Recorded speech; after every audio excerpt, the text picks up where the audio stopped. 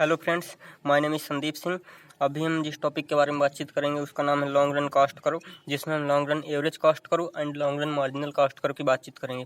तो सबसे पहले देखते हैं टोटल कॉस्ट क्या होता है। Total cost is expenditure incurred in the production of a good और कमोडिटी। इसका मतलब किसी गुड के प्रोडक्शन में जो सारा का सारा एक्सपेंडिचर हो रहा है वो ही टोटल कॉस्ट के बराबर होता है। Total cost fix cost plus variable cost के बराबर होता है। यदि हम इन कॉस्ट के करों की बातचीत करें तो वो कुछ इस प्रकार से होता है।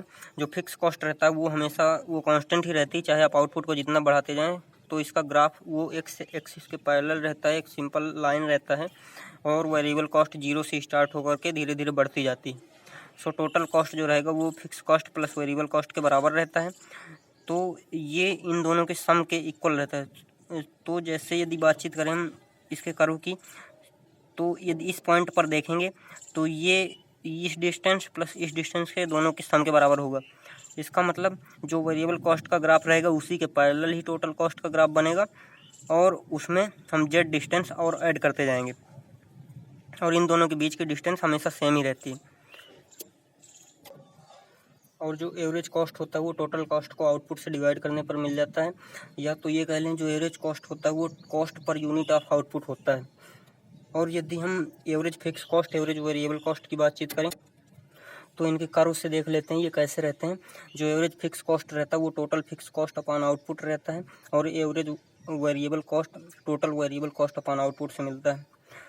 और यदि एवरेज फिक्स कॉस्ट का ग्राफ बनाना चाहें तो इसका ग्राफ कुछ ऐसे बनेगा। ये धीरे धीरे जीरो की ओर टेंड करता जाएगा। इसका मतलब ये एक्स एक्सिस को टच करेगा, टच करने की ओर टेंड करेगा, पर ये टच नहीं करेगा। इसकी वैल्यू कुछ ना कुछ पॉजिटिव क्वांटिटी रहेगी, क्योंकि यदि हम आउटपुट को चाहे जितना भी बढ़ा लें लेकिन ये जीरो तो कभी होगा नहीं। और आउटपुट को धीरे धीरे बढ़ाते जाने पर इसकी वैल्यू कम होती जाती है। और एवरेज वेरिएबल कॉस्ट में जैसे हम टोटल वेरिएबल कॉस्ट को और आउटपुट दोनों को इंक्रीज करते जा रहे हैं, तो यदि ये मान लें कि इसका ग्राफ कुछ इस तरीके का होता है, एवरेज कॉस्ट का ग्राफ अब देखेंगे। एवरेज कॉस्ट का जो ग्राफ होगा वो इन दोनों के सम से बनेगा। इसका मतलब यदि हम इनके पॉइंट्स को देखना चाहें तो यहाँ पे ए बी प्लस ए सी करने पर इसका ये पॉइंट मिल जाएगा। P D plus P D, इसका मतलब 2 बार पी डी करने पर ये पॉइंट मिल जाएगा। और Q E plus Q F करने पर ये पॉइंट मिल जाएगा। और इन सभी पॉइंट्स को ज्वाइन कर देंगे तो एवरेज कॉस्ट का कर्व मिल जाएगा। और जो ये कर्व होता है वो जनरली शॉर्ट रन का भी एक कर्व यही होता है। वो देखें यदि तो, क्योंकि शॉर्ट रन कॉस्ट कर्व में क्या होता है कि फिक्स फैक्टर्स और वेरिएबल फैक्टर्स दोनों रहते हैं, तो ये जो कर्व रहेगा वो शॉर्ट रन कॉस्ट कर्व भी माना जाएगा। और यदि लॉन्ग रन कॉस्ट कर्व की बातचीत करें तो long run cost curve is generally generated on joining minimum points of short run cost curve. It is also U shape curve. तो इसके कर्व की बातचीत करते हैं। जो लॉन्ग रन कॉस्ट कर्व होगा वो शॉर्ट रन कॉस्ट कर्व के मिनिमम पॉइंट्स को ज्वाइन करने पर मिल जाता है। इसका मतलब जो शॉर्ट रन कॉस्ट कर्व होते हैं वो भी जनरली यू शेप के वो रहते हैं, और उन सभी के जो मिनिमम पॉइंट्स रहते हैं उनको ज्वाइन कर देने पर भी long run average cost curve मिल जाता है। और ये भी जनरली यू शेप का ही रहता है, लेकिन ये उनसे फ्लैटर रहता है। और यदि इसकी डिफिनीशन की बात तो इसकी डिफिनीशन ये है, the long run average cost curve shows the firm's lowest cost per unit at each level of output assuming that all factors of production are variable.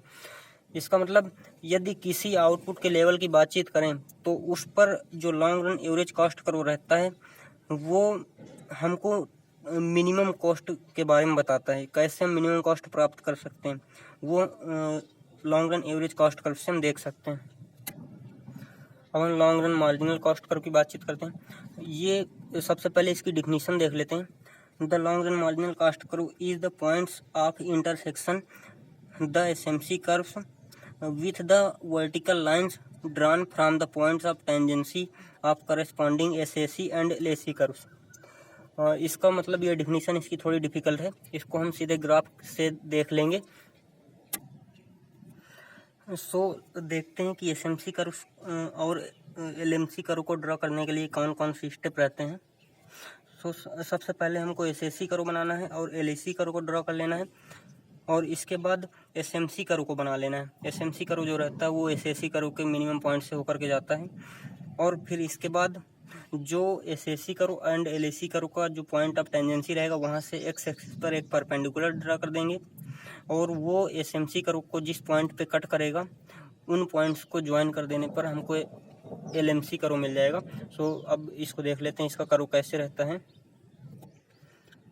तो यहाँ पे हमने सबसे पहले एसएसी को ड्रा किया है जो कि जनरली यू शेप का रहता है, आपने अभी पहले देखा है, और इनके मिनिमम पॉइंट्स को ज्वाइन कर देने पर हमको एलएसी करो मिल जाता है जो कि इनवेलप करो के रूप में आप देख सकते हैं।